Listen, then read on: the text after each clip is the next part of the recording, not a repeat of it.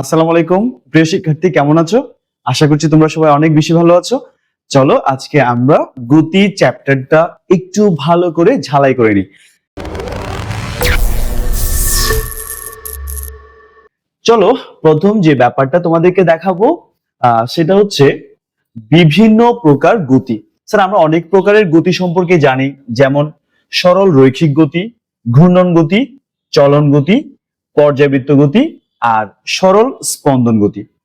আমি আজকে তোমাদেরকে বেসিক্যালি এই পার্টটা শেখাবো যে সরল স্পন্দন গতি এবং পর্যাবৃত্ত গতি। এগুলো তোমরা জানো, কোন একটা বস্তু যদি সরল রেখায় চলে তার গতিকে আমরা সরল রৈখিক গতি বলি। তারপর হচ্ছে ঘূর্ণন গতি, কোন একটা বস্তু যদি কোন একটা বিন্দু বা অক্ষকে কেন্দ্র করে একটা নির্দিষ্ট বক্রপথে আবর্তন করে তখন সেটাকে ঘূর্ণন গতি বলি। এই তো এগুলো আমরা মোটামুটি জানি। তবে যে ব্যাপারগুলোতে আমাদের সমস্যা হয় সেটা হচ্ছে এই দুইটা বিষয়, একটা হচ্ছে পর্যাবৃত্ত গতি আর একটা হচ্ছে সরল স্পন্দন গতি। আচ্ছা, প্রথম হচ্ছে পর্যাবৃত্ত গতি। স্যার পর্যাবৃত্ত গতি বোঝার আগে আমরা পর্যাবৃত্তি সম্পর্কে জানার চেষ্টা করব। পর্যাবৃত্তি, স্যার পর্যাবৃত্তি বিষয়টা কি? পর্যাবৃত্তি হচ্ছে কোনো কিছুর পুনরাবৃত্তি ঘটা, কোনো কিছুর পুনরাবৃত্তি ঘটাকে আমরা কি বলি? পর্যাবৃত্তি, তাই না স্যার? পর্যাবৃত্তি কি তাহলে? পর্যাবৃত্তি হচ্ছে কোন ঘটনার পুনরাবৃত্তি ঘটা। যেমন তোমার বার্থডে যদি 4 মার্চ হয়, 365 দিন পর পর তোমার বার্থডে আসে, কিন্তু তার মানে এই তোমার বার্থডেটা আবর্তন হচ্ছে 365 দিন পর পর। একই ঘটনা তুমি পাচ্ছ 365 ডেজ পর পর, তাই না স্যার? এটাকে আমরা বলবো পর্যাবৃত্তি, এটা একটা পর্যাবৃত্তি। আবার দেখো ঘড়ির কাঁটা, ঘড়ির মনে করো সেকেন্ডের কাঁটা তো দ্রুত ঘুরে, তুমি দেখো সেকেন্ডের কাঁটাটা, একটা সেকেন্ডের কাঁটা এই যে 12কে সবসময় 11 হতে অতিক্রম করে, সবসময় 11 থেকে 12তে যায়, সবসময় একই ডিরেকশন থেকে অতিক্রম করে। তার মানে এই ঘটনাটা সবসময় একই দিক হতে ঘটে থাকে। তাহলে এটাও কিন্তু একটা পর্যাবৃত্তি। দ্যাট মিনস পর্যাবৃত্তি আসলে দুই প্রকার। পর্যাবৃত্তি হচ্ছে দুই প্রকার, একটা হচ্ছে স্থানিক পর্যাবৃত্তি, স্থানিক, আর একটা হচ্ছে কালিক পর্যাবৃত্তি। দেখো আমি কিন্তু পর্যাবৃত্ত গতির ডেফিনেশন দেওয়ার আগে এটার বিষয়ে একটু জানার চেষ্টা করছি। তো আসো, একটা হচ্ছে স্থানিক পর্যাবৃত্তি, একটা হচ্ছে কালিক পর্যাবৃত্তি। এখন প্রশ্ন হচ্ছে স্থানিক পর্যাবৃত্তি কি আর কালিক পর্যাবৃত্তি বা কি? দেখো একটা ঘটনা, এই যে দেখো এটা হচ্ছে 12, এটা হচ্ছে 1, এটা হচ্ছে 11, আর আমি এটা একটা ঘড়ি নিলাম, দেয়াল ঘড়ি, এটা হচ্ছে সেকেন্ডের কাঁটা। দেখো এই সেকেন্ডের কাঁটাটা 60 সেকেন্ড পর পর 12কে অতিক্রম করে, অর্থাৎ 60 সেকেন্ড পরে সে 12তে ফিরে আসে, ফিরে আসে কয় সেকেন্ড পর পর? 60 সেকেন্ড পর পর। এই ঘটনাটা একটা নির্দিষ্ট সময় পর পর ঘটছে, তাই এটাকে আমরা বলবো কালিক পর্যাবৃত্তি। ওকে, এরপরে আসো, এই যে সেকেন্ডের কাঁটাটা 12কে সবসময় একই দিক হতে অতিক্রম করছে, তো এটাকে আমরা বলবো স্থানিক পর্যাবৃত্তি। তার মানে এই দুটার কম্বিনেশন হচ্ছে পর্যাবৃত্ত গতি। অর্থাৎ কোন বস্তুর গতি যদি এমন হয় সেটি তার গতিপথের কোন নির্দিষ্ট বিন্দুকে নির্দিষ্ট সময় পর পর একই দিক হতে অতিক্রম করে, তাহলে ওই বস্তুর গতিকে আমরা পর্যাবৃত্ত গতি বা পিরিয়ডিক মোশন বলবো। আশা করছি তোমরা এই জিনিসটা বুঝতে পারছো। তার মানে আমি বুঝতে পারলাম পর্যাবৃত্ত গতি আসলে এই দুটার কম্বিনেশন। পর্যাবৃত্তি মানে পুনরাবৃত্তি ঘটা, পর্যাবৃত্তি দুই প্রকার, স্থানিক পর্যাবৃত্তি, কালিক পর্যাবৃত্তি। স্থানিক পর্যাবৃত্তি জিনিসটা কি? কোন ঘটনার পুনরাবৃত্তি যদি একটি নির্দিষ্ট দিক হতে ঘটে তখন সেটা হবে স্থানিক পর্যাবৃত্তি, আর কোন ঘটনার পুনরাবৃত্তি যদি একটা নির্দিষ্ট সময় পর পর ঘটে তখন সেটাকে আমরা বলবো কালিক পর্যাবৃত্তি। এবার আসো, পর্যাবৃত্তির অনেকগুলো এক্সাম্পল আছে, এগুলো একটু পড়ে নিতে হবে। যেমন ঘড়ির কাঁটার গতি, হৃৎপিণ্ডের গতি, হৃৎপিণ্ডের গতি মানে হার্টের গতি আর কি, হ্যাঁ, দিক দিক দিক করছে না, ওটার গতি। তারপর হচ্ছে দেখা যায় পিস্টনে, ওই যে ইঞ্জিনের যে পিস্টন আছে গাড়ির ইঞ্জিনে, ওটার গতি, এগুলো পর্যাবৃত্ত গতি হয়। পাখার গতি পর্যাবৃত্ত গতি। ওকে, তারপর হচ্ছে সূর্যের চারপাশে গ্রহগুলোর গতি, এগুলো সবগুলো পর্যাবৃত্ত গতি। ক্লিয়ার? আচ্ছা, চলো এবার আমি তোমাদেরকে দেখাবো সরল স্পন্দন গতি। এরা কারা? সরল স্পন্দন গতি। আচ্ছা, সরল স্পন্দন গতি বা সরল ছন্দিত স্পন্দন গতি, এটার ইংলিশ নাম হচ্ছে সিম্পল হারমোনিক মোশন। একটু নড়ে চড়ে বসো, খুব ইম্পর্টেন্ট পার্ট পড়ো এখন, সিম্পল হারমোনিক মোশন। আচ্ছা, আমি একটা সরল দোলক আঁকবো, একটা সরল দোলক আঁকছি। এই যে এটা একটা সিম্পল পেন্ডুলাম, এটা এই বিন্দু থেকে বি বিন্দুতে গেল, বি বিন্দু থেকে সি বিন্দুতে গেল, এই জিনিসটা তোমরা দেখতে পাচ্ছ। এ থেকে বি, বি থেকে সি, এই বরাবর যাচ্ছে। আচ্ছা তুমি বলো, এই যে সরল দোলকটা, এই যে সরল দোলকটা এখান থেকে এখানে গেল গেল গেল, একটা সময় গিয়ে থেমে গেল, সে আবার ব্যাক করলো। দেখো সরণ যত বেশি হচ্ছে তার বেগের পরিবর্তন তত বেশি হচ্ছে, তার বেগটা তত কমছে। একটা সময় গিয়ে থেমে গেল, বেগের সর্বোচ্চ পরিবর্তনটাই ঘটেছে তার। আবার আসছে, বেগ বৃদ্ধি পাচ্ছে, বেগ বৃদ্ধি পাচ্ছে, এখানে এসে বেগ সর্বোচ্চ হয়ে গেল। ওকে, আবার এদিকে যাচ্ছে, বেগ কমছে কমছে, জিরো হয়ে গেল, আবার আসছে, বেগ সর্বোচ্চ হয়ে গেল। আমি বিষয়টা তোমাদেরকে অন্যভাবে দেখাই, তাহলে বুঝতে পারবে। সিম্পল পেন্ডুলাম, তোমরা দেখো এই জিনিসটাকে আমি নিলাম, তুমি দেখো ভালো করে, তোমরা দেখতে পাচ্ছ। স্যার এটাকে যদি আমি এই দুলতে দেই, খেয়াল করো, সে ওই যে লাস্ট মোমেন্টে গিয়ে থেমে যাচ্ছে, আবার ফেরত আসছে, আবার এদিকে গিয়ে থেমে যাচ্ছে, আবার ফেরত যাচ্ছে। তার মানে এই বস্তুটার যত সরণ ঘটছে বেগের পরিবর্তন তত বেশি ঘটছে। বেগের পরিবর্তন যত বেশি ঘটবে, ধনাত্মক কিংবা ঋণাত্মক ত্বরণের মান তত বেশি হবে। এটার মানে দাঁড়াচ্ছে এই যে এই বস্তুটার মধ্যে যে ত্বরণ সৃষ্টি হচ্ছে, এই বস্তুটার মধ্যে যে ত্বরণ সৃষ্টি হচ্ছে, যে সেটা হচ্ছে এই বস্তুর সরণের উপর ডিপেন্ডেন্ট। এই যে সরণ করছে দেখছো, এইভাবে সরণ নয়, আমরা এই লাইন থেকে ধরবো, এই লাইন এইভাবে ধরতে হবে। এই যে সরণগুলো হিসাব করতে এরকম, দেখছো? দেখো এই বস্তুটা যত বেশি সরণ ঘটছে, যত বেশি সরণ ঘটছে তার ত্বরণ তত বেশি হচ্ছে।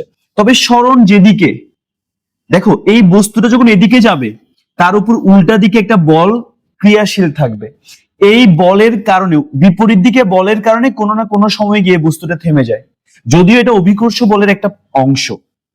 তার মানে বস্তুটা যেদিকে সরছে বল তার বিপরীত দিকে ঘুরছে, বল যেদিকে ত্বরণ তো সেদিকেই হবে, তবে ত্বরণটা এই যে সরণের সমানুপাতিক হবে কিন্তু বিপরীত। দেখছো, সরণ যেদিকে ত্বরণ তার বিপরীত দিকে। মানে কোন বস্তুর ত্বরণ যদি সাম্যাবস্থান থেকে বস্তুটির সরণের সমানুপাতিক হয় এবং বিপরীতমুখী হয়, তাহলে ওই বস্তুর গতিকে আমরা সরল দোলন গতি বলবো অথবা সরল স্পন্দন গতি। বুঝতে পারছো? এটাকে আবার ইংলিশে সিম্পল হারমোনিক মোশনও বলে।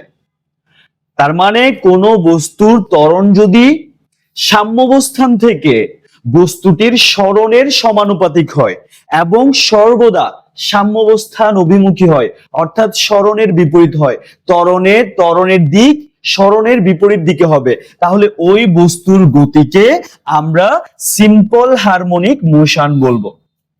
এবার দেখো, সমানুপাতিক চিহ্ন উঠে গেলে একটা ধ্রুবক আসে, এখানে যে ধ্রুবকটা আসছে ওটা হচ্ছে কে, এটাকে বলা হয় বল ধ্রুবক। কি বলা হয় এটাকে? বল ধ্রুবক। এবার দেখো এই সমান আমরা চাইলে মাইনাস কে ইন্টু এক্স লিখতে পারবো। আচ্ছা, যদি এমনটা হয় এখানে যে বস্তুটা আছে তার ভর এম, তাহলে তার উপর ক্রিয়াশীল বল কত হবে? F equals to M A. M এর মান যদি 1 ধরা যায় তাহলে এফ ইকুয়ালস টু এ লেখা যাবে। তার মানে আমি কিছুক্ষণ আগে এ এর জায়গায় মাইনাস কে এক্স লিখতে পারি। বুঝতে পারছো? তার মানে আমরা এফ ইকুয়ালস টু মাইনাস কে এক্স লিখতে পারবো, যেটা আমরা স্প্রিং এ পড়েছি। একটা স্প্রিং আছে মনে করো এ বিন্দুতে, এখন এই স্প্রিংকে যদি আমি টেনে লম্বা করি, তার মানে স্প্রিং এর উপর আমি একটা বাহ্যিক বল প্রয়োগ করেছি। তুমি নিশ্চয়ই জানো এই ক্ষেত্রে স্প্রিং তোমাকে ভেতরের দিকে একটা বল প্রয়োগ করবে, যেটাকে আমরা বলি স্প্রিং বল। তাহলে এই যে স্প্রিং বলটা, স্প্রিং এর যে সরণ, এই যে সরণ ঘটেছে, এই সরণের সমানুপাতিক তবে বিপরীত। সমানুপাতিক চিহ্ন উঠে গেলে একটা ধ্রুবক আসে কে, তাহলে এখানে আমরা মাইনাস এক্স লিখতে পারবো, তার দ্যাট ইজ এফ এস সমান মাইনাস কে এক্স। আসলে এটা এই ফরম্যাট থেকে এসছে। তাহলে আমরা নিশ্চয়ই বুঝতে পারলাম যে সিম্পল হারমোনিক মোশন কি। যদি সহজভাবে তোমাদেরকে কেউ জিজ্ঞেস করে, পারবে কি বলবা? কোন বস্তুর সরণ যদি সাম্যাবস্থান থেকে, কোন বস্তুর ত্বরণ যদি সাম্যাবস্থান থেকে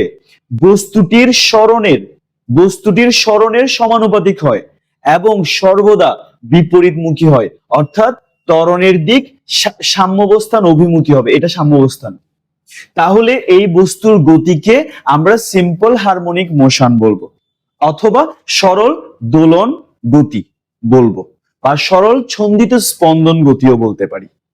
ক্লিয়ার? আচ্ছা, এটা হচ্ছে সরল স্পন্দন গতির বেসিক পার্ট। এখান থেকে আরো কয়েকটা বিষয় আছে যেটা তোমরা ইন্টারে জানবে, এতটুকু মনে রাখলেই চলবে আশা করছি। তাহলে স্প্রিং দোলকের গতি সরল স্পন্দন গতি, সরল দোলকের গতি সরল স্পন্দন গতি, দোলক ঘড়ির গতি সরল স্পন্দন গতি। ক্লিয়ার নিশ্চয়ই? চলো এবার আমরা পরের টার্মে যাই। এবার হচ্ছে স্কেলার ও ভেক্টর রাশি। ওয়াও, নাইস কিছু পড়া। স্কেলার রাশি, স্কেলার রাশিটা কি আসলে? আচ্ছা, রাশি বা কি? চলো আগে রাশি সম্পর্কে জানি। রাশি, রাশি কাকে বলে? স্যার, রাশি হচ্ছে ভৌত জগতে যা কিছু পরিমাপ করা যায় তাকে আমরা রাশি বলবো। রাশি হচ্ছে দুই প্রকার, রাশি হচ্ছে দুই প্রকার, একটা হচ্ছে স্কেলার রাশি, আরেকটা হচ্ছে ভেক্টর রাশি। এখন কথা হচ্ছে স্কেলার রাশি কি আর ভেক্টর রাশি কি। দেখো, আচ্ছা, তোমাদের কারো মা তোমাদেরকে বললো, কেউ একজনকে বলেছে যে বাবা 5 কেজি চিনি নিয়ে আয়। এখন তুমি দোকানদারকে গিয়ে কি বলবা? 5 কেজি দক্ষিণ দিকে চিনি দেন, নাকি 5 কেজি উত্তর দিকে চিনি দেন বলবা, নাকি শুধু বলবো আমাকে 5 কেজি চিনি দেন? তুমি নিশ্চয়ই বলবো আমাকে 5 কেজি চিনি দেন। এক্ষেত্রে আমার কি লাগছে? মান লাগছে। দিক দরকার আছে নাকি দিক নেই?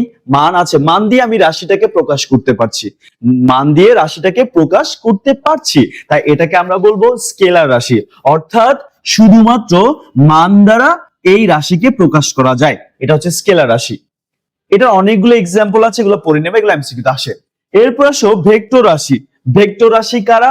যে সকল রাশিকে সম্পূর্ণভাবে প্রকাশ করার জন্য মানও লাগবে, আবার কি লাগবে?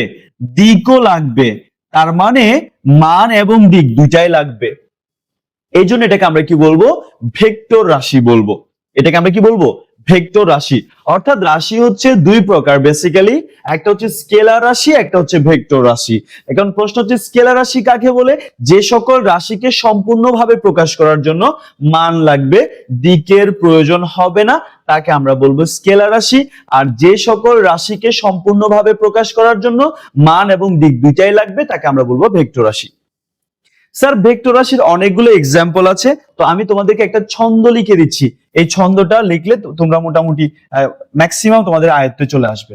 সেটা হচ্ছে ভবে সব প্রিয়তম, প্রিয়তম ভাসে টুনির তিতা প্রেমে, তিতা প্রেমে। এই যে ছন্দটা আমরা লিখলাম, এখানে কি কি আছে দেখো। ভ মানে হচ্ছে ভরবেগ, ভ মানে হচ্ছে ভরবেগ, বে মানে হচ্ছে বেগ, স মানে হচ্ছে সরণ, ব মানে হচ্ছে বল, প্রাবল্য, যে কোনো প্রাবল্য, ও ওজন, ত ত্বরণ, ম মন্দন, ভা ভ্রামক, সে সান্দ্রতা গুণাঙ্ক, সান্দ্রতা গুণাঙ্ক, টুনির টর্ক, তিতা তড়িৎ প্রাবল্য, তড়িৎ ক্ষেত্র,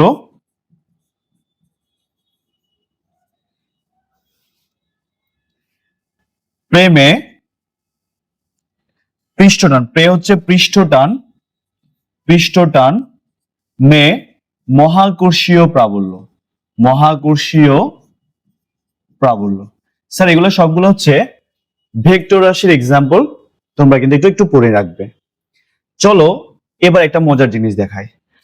আমি তোমাদেরকে কয়েকটা ব্যাপার বলেছি যে মান থাকলে স্কেলার রাশি, মান এবং দিক থাকলে ভেক্টর রাশি। কিন্তু আমরা এমন কিছু রাশি দেখি যাদের মানও আছে দিকও আছে, কিন্তু এদেরকে আমরা ভেক্টর রাশি বলতে পারি না। যেমন খুব ভালো করে খেয়াল করো, মনে করে তড়িৎ প্রবাহ। আমরা জানি তড়িৎ প্রবাহের একক হচ্ছে অ্যাম্পিয়ার। মনে করো 5 অ্যাম্পিয়ার তড়িৎ প্রবাহ চলছে কোন একটা বর্তনীর মধ্য দিয়ে। তো এই যে এই বর্তনীটা রাখলাম, এটা হচ্ছে পজিটিভ এন্ড নেগেটিভ এন্ড। তো এই যে তারগুলোকে আমি একটু প্যাঁচায় পুচাই দিলাম আর কি, জাস্ট একটু প্যাঁচা ট্যাচা দিলাম। এখানে একটা রোধ, এখানে একটা রোধ দিলাম, এখানে একটা রেজিস্টর দিলাম, এখানে একটা রেজিস্টর দিলাম, ঠিক আছে। তো এখানে একটা রেজিস্টর দিলাম, আর একটু প্যাঁচালাম, আবার এদিকে নিয়ে আসলাম। স্যার দেখো এখানে সবসময় তড়িৎ প্রবাহ পজিটিভ এন্ড থেকে নেগেটিভ এন্ডের দিকে যাবে, এটা আমরা সবাই জানি। তার মানে এটার মানও আছে, ডিরেকশনও আছে, কিন্তু তড়িৎ প্রবাহ কিন্তু ভেক্টর রাশি না। তাহলে এদেরকে কি বলা হয়? এদেরও তো একটা নাম থাকা উচিত। এদেরকে যদিও আপাত দৃষ্টিতে আমরা বলে থাকি স্কেলার রাশি, তবে এদের স্কেলার রাশি নয়, এদের আলাদা নাম আছে। এদেরকে আমরা বলবো টেনসর। কি বলবো এটাকে? আমরা টেনসর বলবো, ঠিক আছে। তো এটার আরেকটা ব্যাখ্যা তোমরা দিতে পারো, সেটা হচ্ছে কি যে কেন এটা ভেক্টর রাশি না। যদি কেউ জিজ্ঞেস করে কেন এটা ভেক্টর রাশি না, স্যার ভেক্টরের একটা ব্যাপার আছে, সেটা হচ্ছে ভেক্টরের যোগ বিনিময় সূত্র মানে, অর্থাৎ a প্লাস বি সমান আমরা b প্লাস এ লিখতে পারি। কিন্তু তড়িৎ প্রবাহ এই প্রান্ত থেকে এই প্রান্তে গেলেও এদিক থেকে এদিকে আসতে পারে না, মানে উল্টা দিক থেকে আসতে পারে না। এই জন্য আমরা কি বলবো যে তড়িৎ প্রবাহ কি না, ভেক্টর রাশি না। ভেক্টর রাশি হলে এটাকে মেনটেন করতেই হবে তাকে, কিন্তু এটা ও করতে পারে না। আশা করি বুঝতে পারছো। চলো এবার আমরা তো এই দুইটা জিনিস বুঝলাম। তবে ভেক্টরকে কিভাবে প্রকাশ করতে হয় সেটা জানো নিশ্চয় তোমরা। ভেক্টরকে এই যে এই সাইনটা দিয়ে প্রকাশ করা যায়, অথবা এটা দিয়েও প্রকাশ করা যায়। অর্থাৎ কোন একটা লেটারের উপর অ্যারো মার্ক দিয়ে ভেক্টরকে প্রকাশ করা যায়, আবার এটা দিয়েও প্রকাশ করা যায়। ব্যাস, এই সিলেবাস তোমাদের আসলে এসএসসি তে চেয়ে বেশি কিছু লাগে না, তো এতটুকুই পড়ালাম। চলো এবার হচ্ছে দূরত্ব এবং সরণ, এগুলোর বেসিক পার্থক্য কি? বেসিক পার্থক্য হচ্ছে দূরত্ব হচ্ছে স্কেলার রাশি, সরণ হচ্ছে ভেক্টর রাশি। এটা হচ্ছে বেসিক পার্থক্য। অর্থাৎ সরণের মান হচ্ছে দূরত্ব। অর্থাৎ দূরত্ব জিনিসটা কি? দূরত্ব দূরত্ব আসলে কি? কোন বস্তু কোন বস্তু কোন বস্তুর অতিক্রান্ত দূরত্বকে বা কোন বস্তুর অবস্থানের পরিবর্তনকে আমরা দূরত্ব বলবো, বা তার অতিক্রান্ত দূরত্ব বলবো। এটাকে ডিস্টেন্সও বলা হয়, ডিস্টেন্স। ওকে, ডিস্টেন্স। আর সরণ কি? একটা নির্দিষ্ট দিকে কোন বস্তুর অবস্থানের পরিবর্তন, যেটাকে আমরা বলবো ডিসপ্লেসমেন্ট, সরণ। সো এটাকে ডি অ্যারো মার্ক দ্বারা প্রকাশ করতে হবে। এটার একক মিটার, এটার একক মিটার, এটার মাত্রা এল, এটার মাত্রা এল, কিন্তু এটা ভেক্টর রাশি, এটা স্কেলার রাশি। এটাই বেসিক পার্থক্য দূরত্ব এবং সরণের মধ্যে। চলো এবার আরেকটা ব্যাপার দেখি, সেটা হচ্ছে দ্রুতি এবং বেগ। দ্রুতি কি, বেগ কি? সেম। দ্রুতি হচ্ছে স্কেলার রাশি, বেগ হচ্ছে ভেক্টর রাশি। বেগের মান হচ্ছে দ্রুতি। মনে করো যদি আমি দ্রুতির ব্যাপারটা খেয়াল করি, দ্রুতিকে আমরা ভি দ্বারা প্রকাশ করব। কোন বস্তু মনে করো টি সময়ে, কোন বস্তু টি সময়ে অতিক্রান্ত দূরত্ব, অতিক্রান্ত দূরত্ব হচ্ছে, কোন বস্তু টি সময় অতিক্রান্ত দূরত্ব হচ্ছে মনে করো ডি। তাহলে বস্তুটির একক সময় অতিক্রান্ত দূরত্ব কি হবে? D by T. বস্তুটির একক সময়ে অতিক্রান্ত দূরত্বকে আমরা দ্রুতি বলবো, V, D by T. Sir এটার একক কি? Metre per second. এটার একক হচ্ছে মিটার পার সেকেন্ড। মাত্রা কি? এটার মাত্রা হবে এল টি ইনভার্স 1। এবার যদি তোমাকে বলা হয় যে বেগ কি, বেগ এটা কি? বেগ হচ্ছে মনে করো কোন বস্তুর, এখানে একটা বস্তু আছে, এই বস্তুটা টি সময়ে সরণ হয়েছে এস।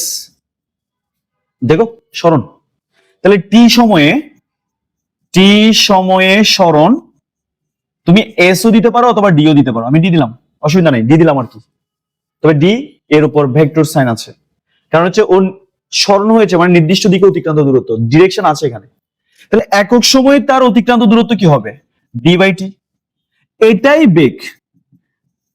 যদি তুমি বেগের মান বের করতে চাও, এই যে বেগের মান যদি মান বের করতে চাও তাহলে অ্যারো মার্ক গুলো বাদ দিতে হবে। যদি অ্যারো মার্ক বাদ দিয়ে দাও তাহলে দ্রুতি হয়ে যাচ্ছে। তার মানে বেগের মানই হচ্ছে আসলে দ্রুতি। এটার একক দ্রুতির একক সেম, বেগের মাত্রা দ্রুতির মাত্রা সেম। ক্লিয়ার? কিন্তু দ্রুতি তো নির্দিষ্ট একটাই, তবে বেগের বেগের কিন্তু প্রকার আছে। বেগ বেগ প্রধানত দুই প্রকার। একটা হচ্ছে সমবেগ, আরেকটা হচ্ছে অসমবেগ। সমবেগ কাকে বলে আর অসমবেগ কাকে বলে তোমরা জানো?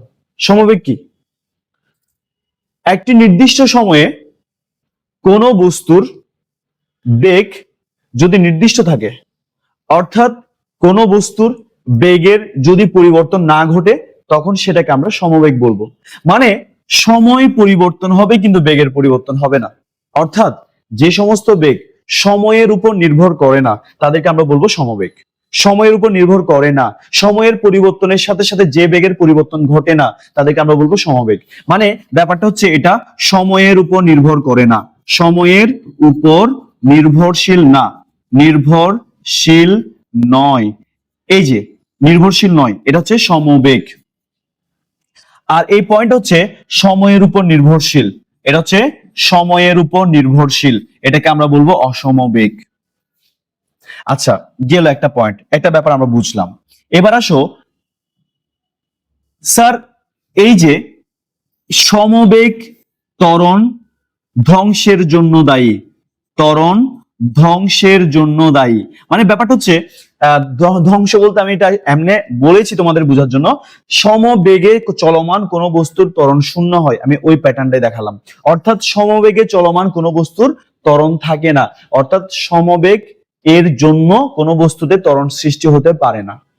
আর অসমবেগের কারণে ত্বরণ সৃষ্টি হয়, অসমবেগের কারণে ত্বরণ সৃষ্টি হয়। তার মানে ত্বরণ সৃষ্টির জন্য দায়ী অসমবেগ, ত্বরণ ধ্বংসের জন্য দায়ী সমবেগ। আচ্ছা, এবার আসো, সমবেগের একটা বাস্তব এক্সাম্পল হচ্ছে বাতাসে, বাতাসে শব্দের বেগ, বাতাসে শব্দের বেগ, শব্দের বেগ, বাতাসে শব্দের বেগ কিন্তু সমবেগের এক্সাম্পল। আর এই যে আমরা সচরাচর যা কিছু দেখি, গাড়ি, বাস, ট্রাক, ট্রাক্টর, ঠেলা গাড়ি, ভ্যান গাড়ি, ট্রলি, এই সবগুলোর বেগ হচ্ছে অসমবেগের এক্সাম্পল। ইভেন তুমি হাঁটছো, আমি হাঁটছি, তুমি দৌড়াচ্ছ, আমি দৌড়াচ্ছি, এই যে বেগ, এগুলোও কিন্তু অসমবেগের এক্সাম্পল। তবে মজার ব্যাপার হচ্ছে সমবেগের একক মিটার পার সেকেন্ড, অসমবেগের এককও মিটার পার সেকেন্ড, দুইটার একক সেম, দুইটার মাত্রা সেম। আশা করি বুঝতে পারছো। ওকে, চলো এবার আরেকটা ব্যাপার খেয়াল করো। এখানে একটা প্রশ্ন দেখা যাচ্ছে, একটা সুতা দিয়ে একটা ছোট পাথরকে বেঁধে মাথার উপর দিয়ে পাথরটা সমবেগে, মানে পাথরটাকে যদি ঘুরাও তাহলে পাথরটা সমবেগে যাবে নাকি সমদ্রুতিতে যাবে, এটা জানতে চাচ্ছে। আচ্ছা, আমরা সবাই জানি কোন আগে বলো বেগ কি রাশি? বেগ হচ্ছে ভেক্টর রাশি, বেগ ভেক্টর রাশি। তো ভেক্টর রাশির পরিবর্তন কিন্তু দুই ভাবে হয়ে থাকে। নাম্বার ওয়ান, যদি মানের পরিবর্তন ঘটে, যদি মানের পরিবর্তন ঘটে তাহলে ভেক্টর রাশির পরিবর্তন ঘটে। দুই নাম্বার, যদি দিকের পরিবর্তন ঘটে তাহলে ভেক্টর রাশির পরিবর্তন ঘটে। যদি মান ও দিক, মান ও দিক উভয়ের পরিবর্তন ঘটে তাহলে ভেক্টর রাশির পরিবর্তন ঘটবে। আমরা জানি সমবেগ মানে, সমবেগ তো একটা ভেক্টর রাশি, তার মানে বেগের মানেরও চেঞ্জ হবে না, দিকেরও চেঞ্জ হতে পারবে না। কিন্তু একটা বস্তু যদি এই বৃত্তাকার পথে ঘুরে, সে যদি এখানে থাকে সে বরাবর ছিটকে যেতে চাইবে, তার মানে সে এই বরাবর একটা বেগ লাভ করবে। যদি এখানে থাকে সে বরাবর ছিটকে যেতে চাইবে, এই বরাবর বেগটা লাভ করবে। বেগের মান সেম থাকবে যদিও, এখানে থাকলে এ বরাবর ছিটকে যেতে চাইবে, এখানে থাকলে এ বরাবর ছিটকে যেতে চাইবে। তুমি কি দেখতে পাচ্ছ যতক্ষণ ঘুরবে সে প্রতিনিয়ত বেগের দিকের চেঞ্জ করছে। বেগের মান সেম থাকবে, বেগের মান একই, বেগের মান একই এখানে, কিন্তু ডিরেকশনটা আলাদা। আমরা জানি শুধু মানের পরিবর্তন হলেও ভেক্টরের পরিবর্তন হয়, শুধু দিকের পরিবর্তন হলেও ভেক্টরের পরিবর্তন হয়। এখানে কিন্তু ভেক্টরের মানের পরিবর্তন ঘটছে না ঠিকই, কিন্তু ডিরেকশন চেঞ্জ হচ্ছে। দ্যাট ইজ এটা সমবেগ হওয়া অসম্ভব। বেগ তো নিশ্চয়ই, তবে সমবেগ নয়। তার মানে এটা সমবেগ না নিশ্চিত, তবে সমদ্রুতি। কারণ দ্রুতি তো দিক নেই, সে দ্রুতির কি দিক আছে? দিক তো নাই, যে কোনো দিকে হতে পারে। সো এখানে দ্রুতির মান মানে বেগের মান যা, এখানেও কিন্তু বেগের মান তাই। তো বেগের মান কিন্তু দ্রুতি, আমি কিছুক্ষণ আগে বললাম বেগের মানই কিন্তু দ্রুতি। সো এখানে এই বেগের মান যা, এখানেও তা, এখানেও তা, এখানেও তা। তার মানে বেগের মান মানে দ্রুতি, দ্রুতি সব জায়গায় সমান। তার মানে এই বস্তুটা বৃত্তাকার পথে ঘুরছে, বেগ সমবেগ নয়, তবে এটা সমদ্রুতিতে ঘুরছে। আশা রাখছি এটা তোমাদের মাথায় গিয়েছে। চলো এবার আমরা আরেকটা প্রশ্ন ব্যাপার দেখি, আরেকটা টপিক বলা হচ্ছে ত্বরণ ও মন্দন। ত্বরণ কি, মন্দন কি, এগুলা কি? চলো আসো, ত্বরণ সুইট একটা পড়া, খুবই মজার। আসো, ত্বরণ কাকে বলে? মনে করো এখানে একটা অবজেক্ট আছে, তো এখানে এই অবজেক্টটা এই বিন্দুতে আছে। তো আফটার টি টাইম অবজেক্টটা বি বিন্দুতে গেল। তো অবজেক্টটা যখন এ থেকে বিতে গেল, যখন অবজেক্টটা এ তে ছিল তখন তার আদিবেগ ছিল ইউ। যখন টি সময় পর বস্তুটা বিতে গেল তখন তার বেগ হয়ে গেল ভি। তো বেগের পরিবর্তন হয়েছে তো? আচ্ছা, বেগের পরিবর্তন হয়েছে, বেগের পরিবর্তন হয়েছে, পরিবর্তন হয়েছে ভি মাইনাস ইউ। বেগের পরিবর্তন হয়েছে তো। তো কত সময়ে বেগের পরিবর্তন হয়েছে? বেগের পরিবর্তন হয়েছে টি সময়ে। তার মানে টি সময়ে বস্তুটার বেগের পরিবর্তন হয়েছে এত, তাহলে একক সময়ে বস্তুটার বেগের পরিবর্তন হয়েছে V minus U divided by T. এই যে বস্তুটার বেগের পরিবর্তন হয়েছে এত একক সময়ে, এটাই ত্বরণ। মানে কোন বস্তুর বেগের পরিবর্তনের হার অথবা একক সময়ে বেগের পরিবর্তনকে আমরা ত্বরণ বলবো। তবে ত্বরণ হচ্ছে দুই প্রকার, একটা হচ্ছে ধনাত্মক ত্বরণ, আর একটা হচ্ছে ঋণাত্মক ত্বরণ, যেটাকে আমরা মন্দন নামে চিনি। এখন ধনাত্মক ত্বরণ কি বা ঋণাত্মক ত্বরণ কি? নরমালি বেগের পরিবর্তনের হারই ত্বরণ, এটার ইংলিশ নাম হচ্ছে অ্যাক্সিলারেশন, তাই এটাকে এ দ্বারা প্রকাশ করা হয়। কিন্তু পরিবর্তন তো দুইভাবে হয়, বৃদ্ধিও একটা পরিবর্তন, হ্রাসও কিন্তু একটা পরিবর্তন। যদি কোনো বস্তুর বেগের বৃদ্ধি ঘটে তখন সেটাকে আমরা বলবো ত্বরণ, যদি বেগের হ্রাস ঘটে তখন সেটাকে আমরা বলবো মন্দন। যেমন একটা গাড়ি চলতে শুরু করলো, চলতে চলতে তার গতি বাড়তে থাকে না, তখন সেটা ত্বরণ ঘটে, ধনাত্মক ত্বরণ। কিন্তু সামনে একটা গাড়ি চলছে, সামনে কিছু একটা দেখলো, ব্রেক করলো, তার বেগ কিন্তু থামছে, বেগ কমছে, বেগ কমছে, তাহলে বেগের পরিবর্তনটা কমার দিকে, তখন সেটাকে আমরা বলবো মন্দন। অর্থাৎ বেগ বৃদ্ধির হারকে ত্বরণ, বেগ হ্রাসের হারকে মন্দন। সহজ কথায় বেগ বৃদ্ধির হারকে ত্বরণ, বেগ হ্রাসের হারকে মন্দন। ব্রেক করলো, গাড়ি চলতে চলতে ব্রেক করলো, থেমে গেল, কোনো কিছু চলতে চলতে থেমে গেল, এই ক্ষেত্রে এগুলো হচ্ছে মন্দন। আর বেগ বৃদ্ধি পেলে, চলতে চলতে বেগ বাড়তেছে, তখন সেগুলোকে আমরা বলবো ত্বরণ। তার মানে ত্বরণ হচ্ছে কোনো বস্তুর বেগের পরিবর্তনের হার। তো পরিবর্তনটা দুই ভাবে হতে পারে, বৃদ্ধি হতে পারে, হ্রাস হতে পারে। যদি বৃদ্ধি হয় তখন সেটাকে আমরা ত্বরণ বলবো, যদি হ্রাস হয় সেটাকে আমরা মন্দন বলবো। তোমরা নিশ্চয় বুঝতে পারছো। তো এখন এই জায়গাটাকে আমি যদি চিন্তা করি, এই সমান হচ্ছে বেগের পরিবর্তন ডেল ভি, ডেল মানে পরিবর্তন বোঝাচ্ছে, ডিভাইড বাই সময়। তো এখন এটার এককটা কি হবে? একক কি হবে? স্যার বেগের একক কি? মিটার পার সেকেন্ড, নিচে সেকেন্ড, সময় একক, তার মানে হবে মিটার পার সেকেন্ড স্কয়ার। এটা হচ্ছে ত্বরণের একক। স্যার ত্বরণের একক যা, মন্দনের এককও তাই। একইভাবে আমরা লিখতে পারবো যে মাত্রা কি? মাত্রা স্যার বেগের মাত্রা হচ্ছে এল টি ইনভার্স 1, নিচে হচ্ছে টি, সময়ের মাত্রা টি। তার মানে আমি লিখতে পারবো এল টি ইনভার্স 2। তার মানে ত্বরণের মাত্রা, এই যে থার্ড ব্র্যাকেট দিলাম না, এটা মাত্রা বোঝাচ্ছে, ত্বরণের মাত্রা হচ্ছে এল টি ইনভার্স 2। এবার আসো, ত্বরণ কিন্তু দুই প্রকার। একটা তো বুঝলাম ধনাত্মক ত্বরণ, ঋণাত্মক ত্বরণ। আবার দুই রকম, আবার ত্বরণকে আবার দুই ভাবে লেখা যায়। আবার ত্বরণ দুই প্রকার, একটা হচ্ছে সুষম বা সমত্বরণ, আরেকটা হচ্ছে অসম ত্বরণ, ত্বরণ। এখন প্রশ্ন হচ্ছে সমত্বরণ কি, অসমত্বরণ কি? ওই যে সময়ের পরিবর্তনের সাথে সাথে যখন কোনো বস্তুর ত্বরণের পরিবর্তন ঘটে সেটা হচ্ছে সম বা সুষম ত্বরণ, আর সময়ের পরিবর্তনের সাথে সাথে কোনো বস্তুর ত্বরণের বৃদ্ধি বা যদি হ্রাস ঘটে তখন সেটাকে আমরা বলবো অসমত্বরণ। তো সমত্বরণ সময়ের উপর নির্ভরশীল নয়, সময়ের উপর নির্ভরশীল নয়, আর এটা হচ্ছে সময়ের উপর নির্ভরশীল, সময়ের উপর নির্ভরশীল। ওকে, আচ্ছা এটার একক যা মিটার পার সেকেন্ড স্কয়ার, এটার একক মিটার পার সেকেন্ড স্কয়ার, মাত্র সমান। তবে এটার একটা এক্সাম্পল আছে, এক্সাম্পল হচ্ছে ভূপৃষ্ঠের প্রভাবে অভিকর্ষের প্রভাবে ভূপৃষ্ঠে মুক্তভাবে পড়ন্ত বস্তুর যে ত্বরণ সেটা হচ্ছে সমত্বরণ। কিন্তু আমরা যে সচরাচর বাস, ট্রাক, ট্রাক্টর, ঠেলাগাড়ি, ভ্যান গাড়ি যেগুলো দেখি সেগুলোর ত্বরণ হচ্ছে অসমত্বরণ। তো আমাদের এমসিকিউ তে আসে একটি প্রাকৃতিক সুষম ত্বরণের এক্সাম্পল দাও, সেটা কি? অভিকর্ষের প্রভাবে ভূপৃষ্ঠে মুক্তভাবে পড়ন্ত বস্তুর ত্বরণ। নিশ্চয়ই তোমরা বুঝতে পারছো এই ব্যাপারগুলা।